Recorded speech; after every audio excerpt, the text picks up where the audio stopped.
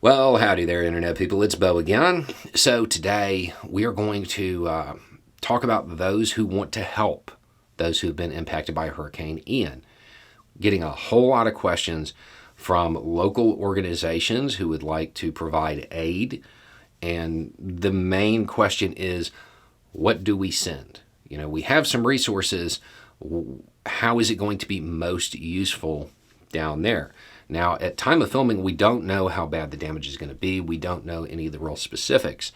However, we have lessons learned from Michael here. If you don't know, after Michael, the people involved with this channel, we did a lot of relief work. So we can kind of use that as a guide because it's probably going to be really similar. So what I'm going to go over are items that were incredibly hard to get our hands on when we were trying to distribute stuff, and stuff that was incredibly useful but difficult to obtain. Okay, so first, if you have a lot of resources, chainsaws and generators, because basically if you didn't have one before, you're not getting one now. And there are a lot of people who are going to need them. CPAP machines were incredible, in all of the different components to it. Those were incredibly hard to get our hands on and were really needed by people.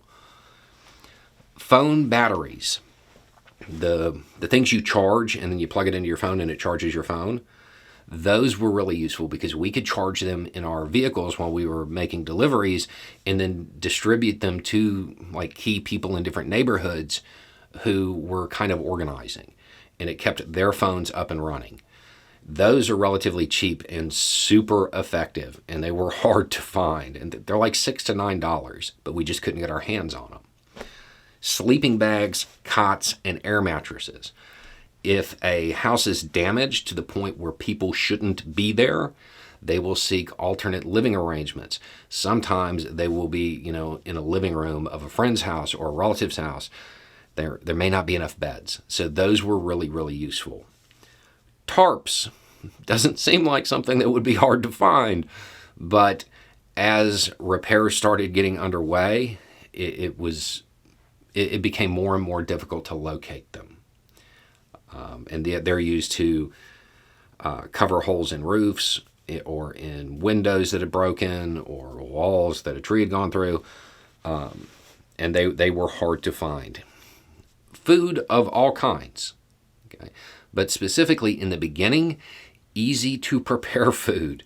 Think cereal, think Chef Boyardee, ramen, oatmeal, stuff that it doesn't take a lot to prepare because the National Guard's going to come in and provide MREs.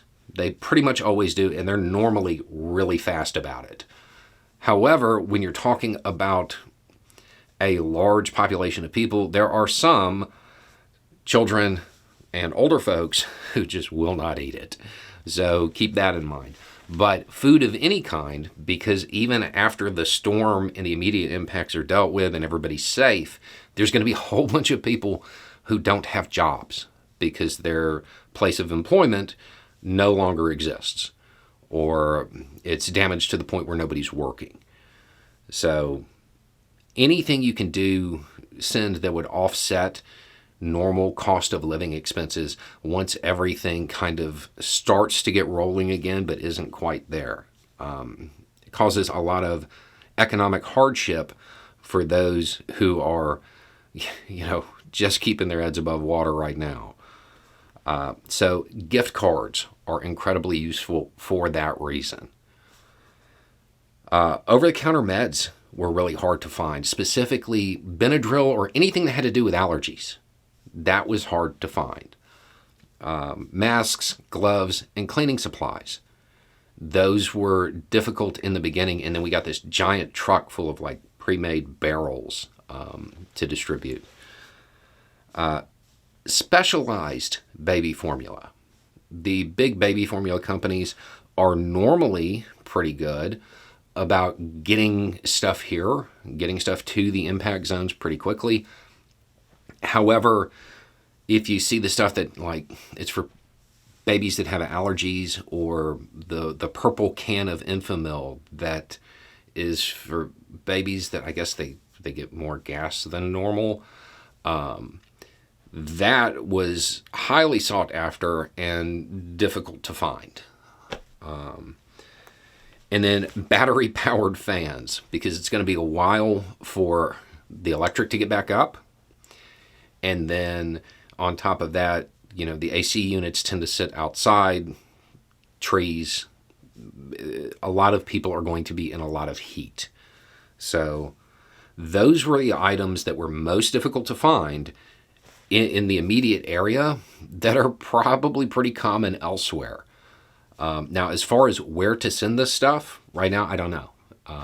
The local networks haven't set up yet, so they're still waiting for, the storm to go through.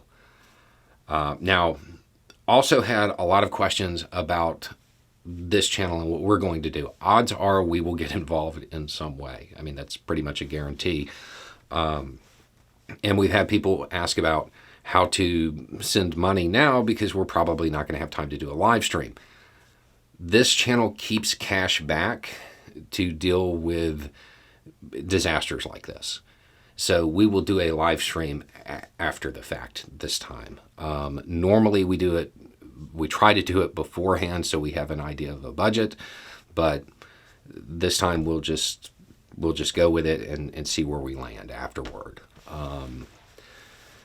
So those are the items. If you have a mutual aid network, if you have a church group, if your office wants to put stuff together and send it down, these are the items that we can safely assume are going to be in need and hard to find here.